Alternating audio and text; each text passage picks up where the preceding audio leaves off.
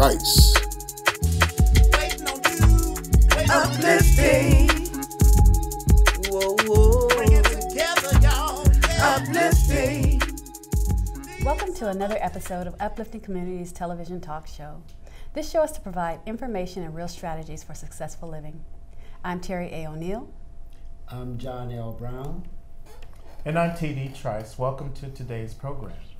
Today we're honored to have a special guest with us, Andrea Burrise, who is the Deputy District Attorney for San Joaquin County. That's correct. And she's also the proud mother of two very active teenage children, also a graduate of Franklin High School, University of California, Los Angeles, the University of Pacific McGeorge School of Law, and she joins us today to talk about the Quality of Life Division of the San Joaquin County District Attorney's Office. Welcome to today's program. Thank you.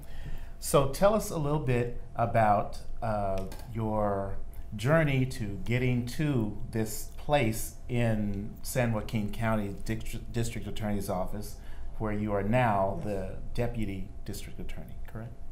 That's correct. So I'm born and raised in Stockton, California. I never thought I would want to be an attorney, first of all, let alone a prosecutor.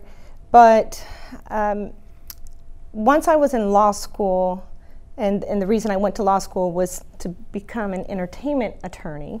I took an internship with the district attorney's office and realized that I really enjoyed the work that they did. I went there with a lot of preconceived notions about what prosecutors do. I come from a low socioeconomic part of town in Stockton, and I wasn't raised to feel very warm and fuzzy about prosecutor offices or law enforcement in general.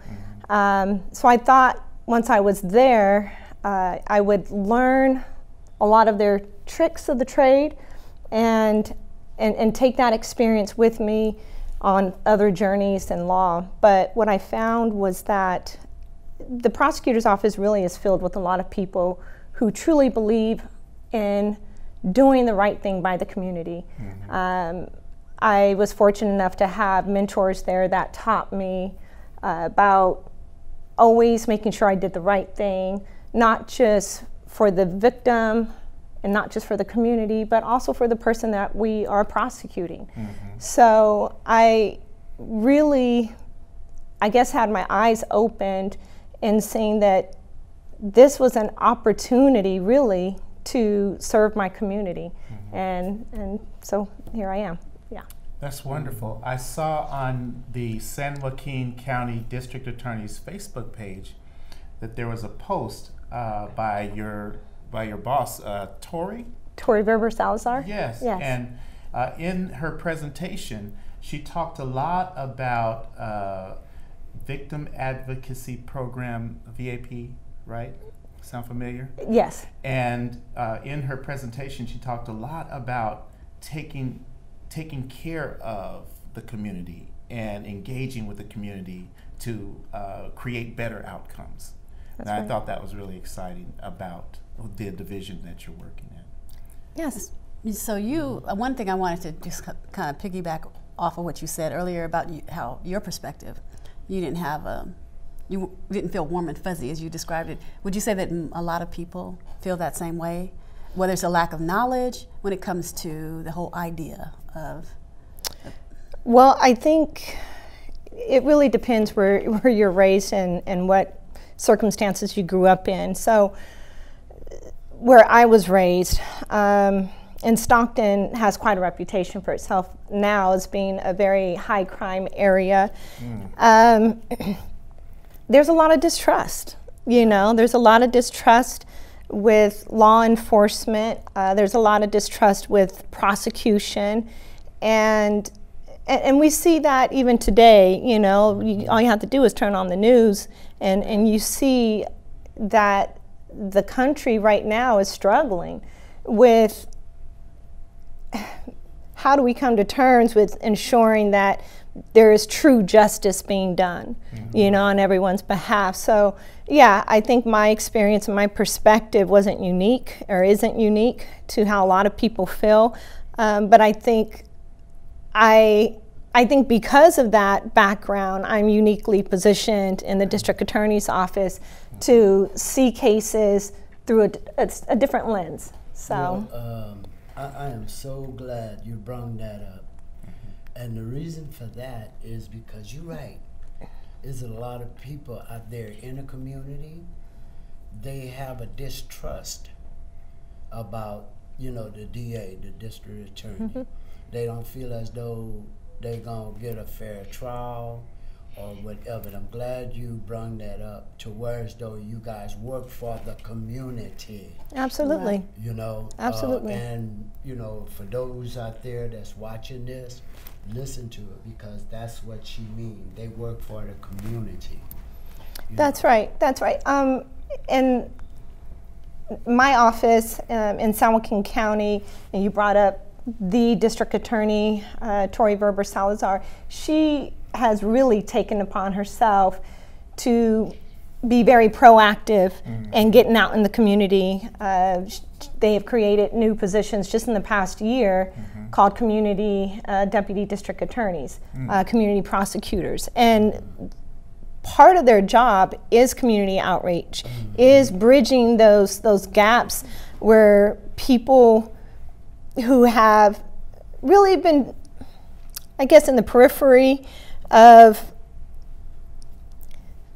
the law enforcement world, either because of distrust or because of bad experiences in the past. Maybe they've had a family member who they didn't believe got a fair shake, right? But our office and many offices across the state are really trying to be proactive to remedy a lot of those feelings that have existed. And so, yeah, we have this community prosecutor position. They tackle homelessness issues. They tackle small business problems, you know, that they're facing, and just being a person, a live person that people in the community can see and touch and talk to and ask questions with. And, you know, I think a lot of people see the district attorney's office as this mysterious force, you know, that's untouchable and inaccessible, and that's just not the case. With the program that you guys have, that new program that just started, now what exactly you guys offer the community? Like you mentioned homelessness, okay? What they do, they try to help the homeless people, somebody homeless, they need a place to stay. Y'all try to help them find a place to stay or give them information, or? So with the homelessness issue, which is a huge complicated problem facing all communities, really everywhere, the goal really is to get multiple agencies together and trying to solve this issue. So that may be small business owners, it could be law enforcement agencies, community organizations, behavioral health, because mental health, behavioral health, drug addiction organizations, all of that is interwoven with the homelessness issue. So just being a part of that conversation for the district attorney's office is very important, is not just being seen as a prosecuting agency. You know, we're here to also help solve the community problems as well, so that we're not having to prosecute so many people. So what about the division that you're currently, the Quality of Life division? Can you talk a little bit about that? Sure. So the Quality of Life division it's a relatively new division, although the types of crimes that are prosecuted in that division isn't really a new thing. But it's a group of units that prosecute crimes that aren't your typical run-of-the-mill crimes that people are familiar with, your murder and robbery and that sort of thing. It really focuses on crimes that affect not only individuals, but the greater community at large. So, for instance, what I do specifically is insurance fraud. It's auto insurance, homeowners insurance, really kind of you name it, and there are so many types of insurance fraud that can occur.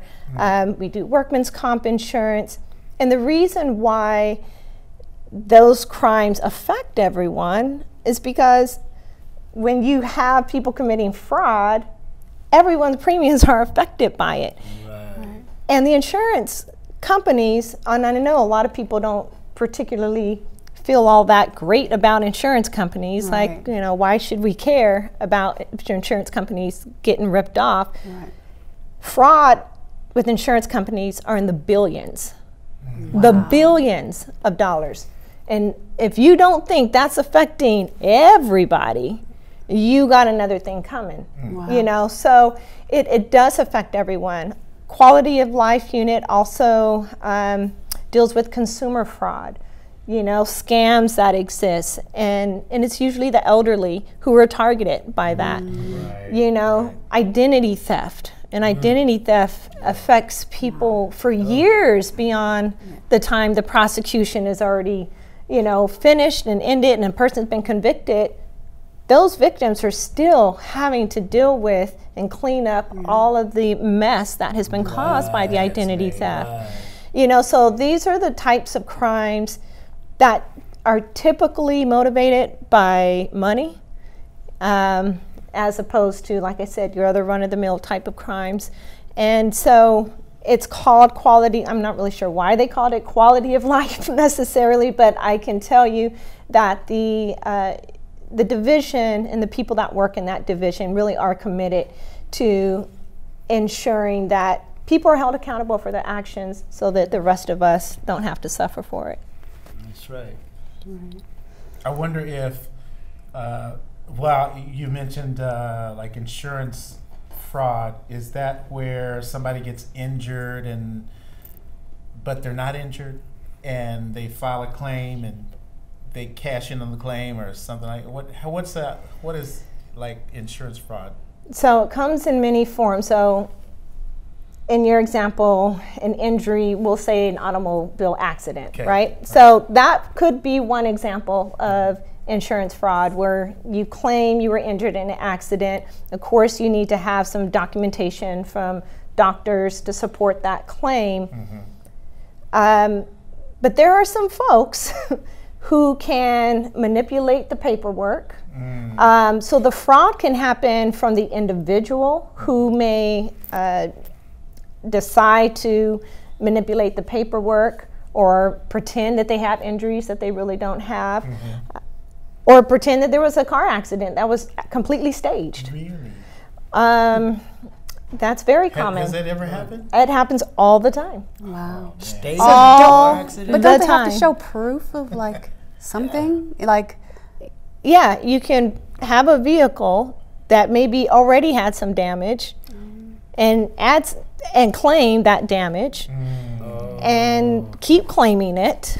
And we have those as well, people who will get insurance and claim damage on a vehicle and get paid out and then get another insurance policy and claim that same damage and get paid out again.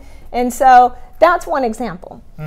Another example could be that involves where there could be a whole operation where the mechanic shop can all be involved with it and is that phony up. It is. Wow. It is. There are operations where the doctors are all involved in it. Insurance fraud. In fact, there was a huge case out of Sacramento, just I believe this month. There was a doctor who Not had here. been, No, yes, nobody right here.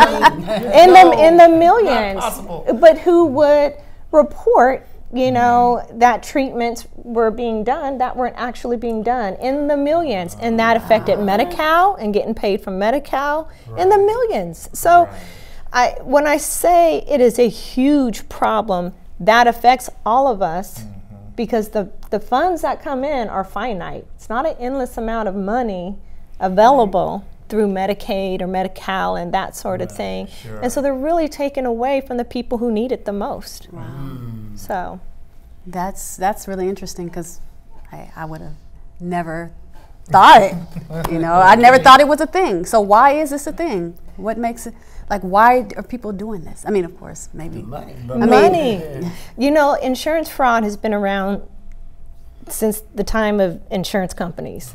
I mean, as soon as people learn that you can get paid because of a harm or a loss, you're going to have people fabricating harms and losses to get paid. You know, it is money, but it's really important to understand not only the impact that it has on the community, but for those, you know, sometimes people are just in a bind and they're desperate and they make a very poor decision. Maybe they're trying to get up out of a car payment they can no longer afford, and this is the best way they know how. But the consequences are really severe, really severe. I mean, the legislature treats insurance fraud more severely than a second-degree robbery in the state of California. Wow. They treat it more severe than, you know, drug sales and insurance fraud. Has it always been this way? I'm not sure if this is, well, how long this has been, but I do know that the legislature has recognized the impact that it has on everybody, you know, and so why? Yeah, money. No, what about, since we're on insurance fraud, what about the insurance companies? Do you guys check them out too? There are insurance companies who have been prosecuted.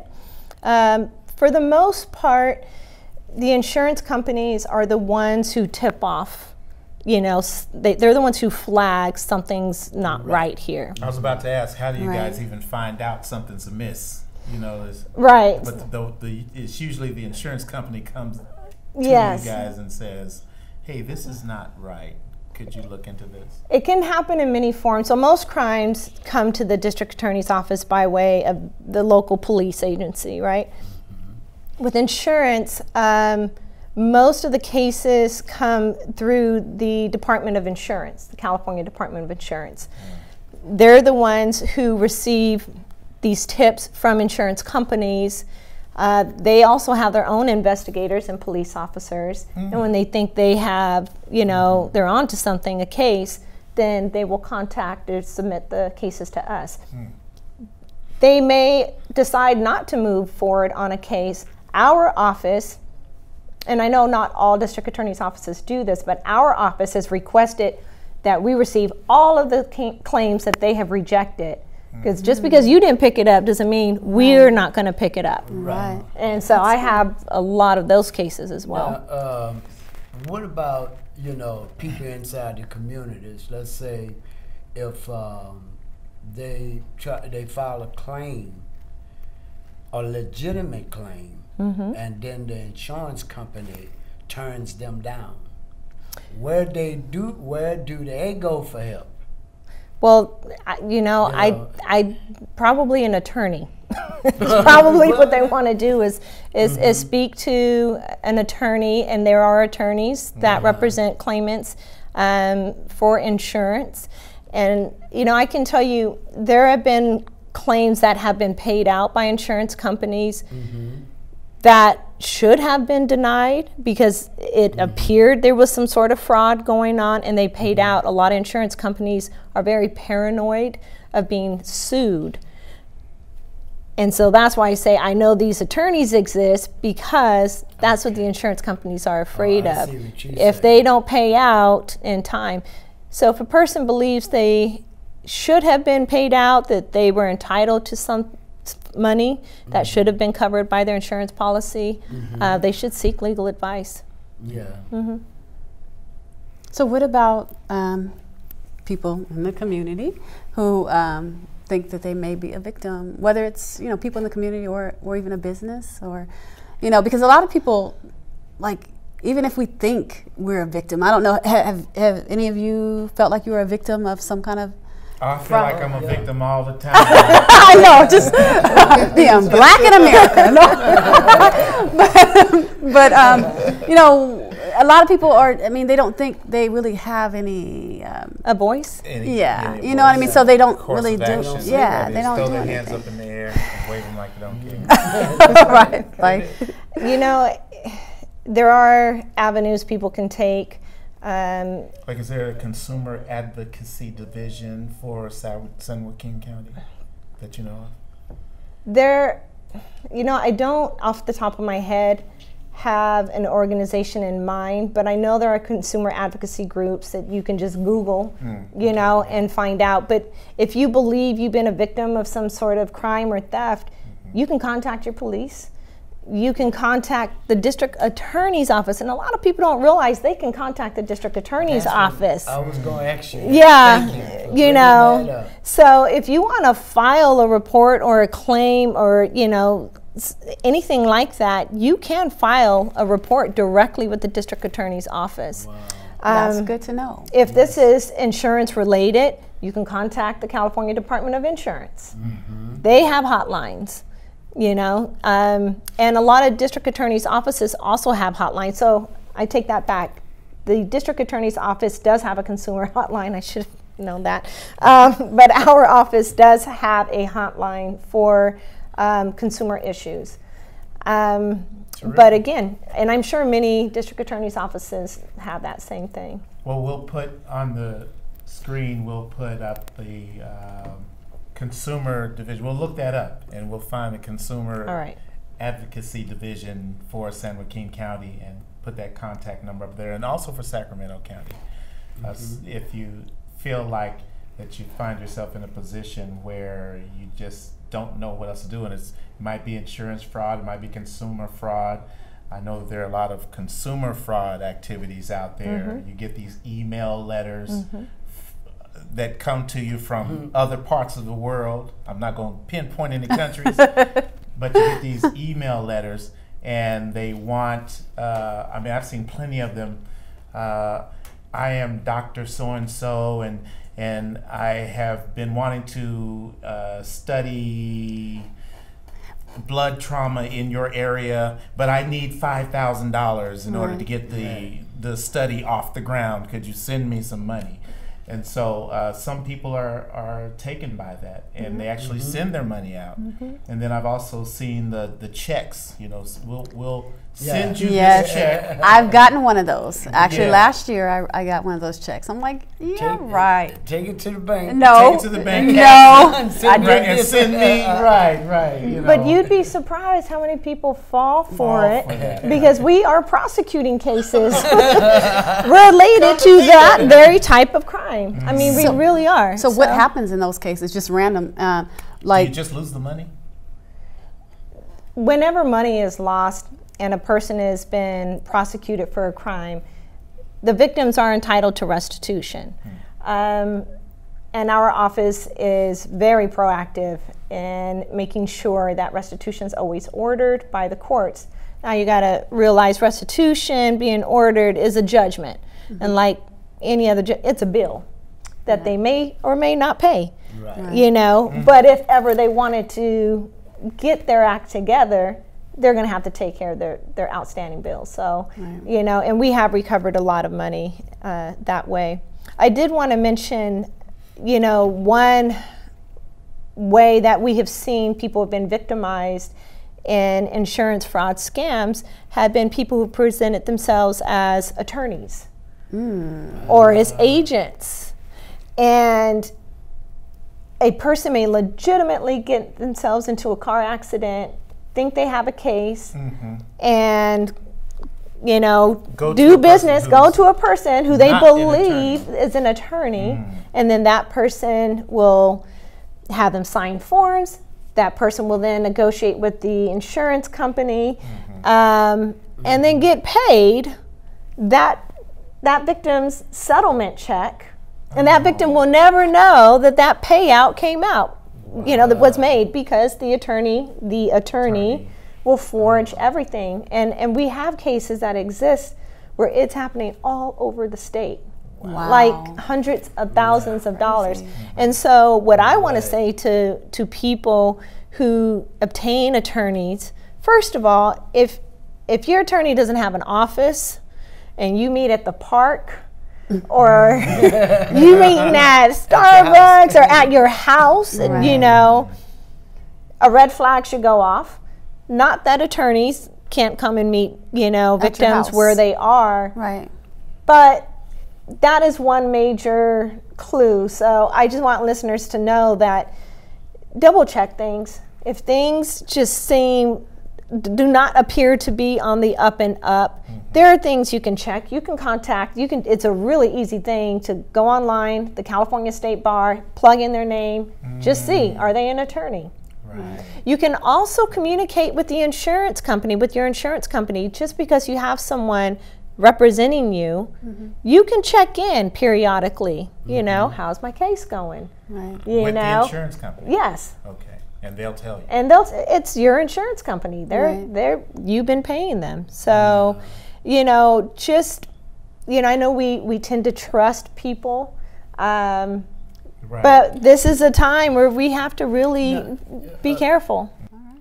Well, we certainly would like to thank Ms. Burrise for joining us today to talk Thank you about for having the me. Quality of Life Division and the San Joaquin County District Attorney's Office.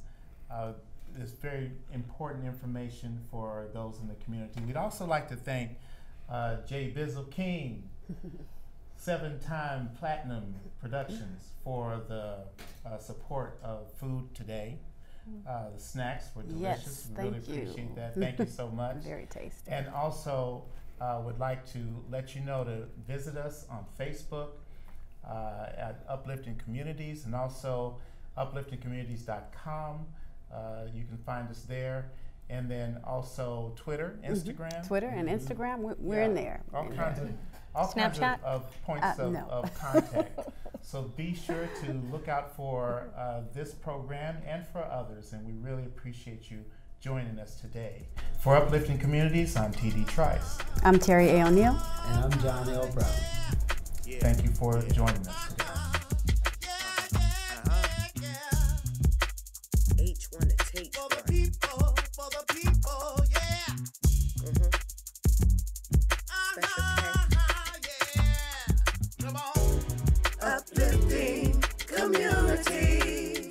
All you people, come on, yeah. Uplifting community. Yeah, people, come on, yeah. Uplifting community. Yeah. People, come on, yeah. Uplifting community. So we can get it right. We can get it right. Waiting on you. Waiting on you.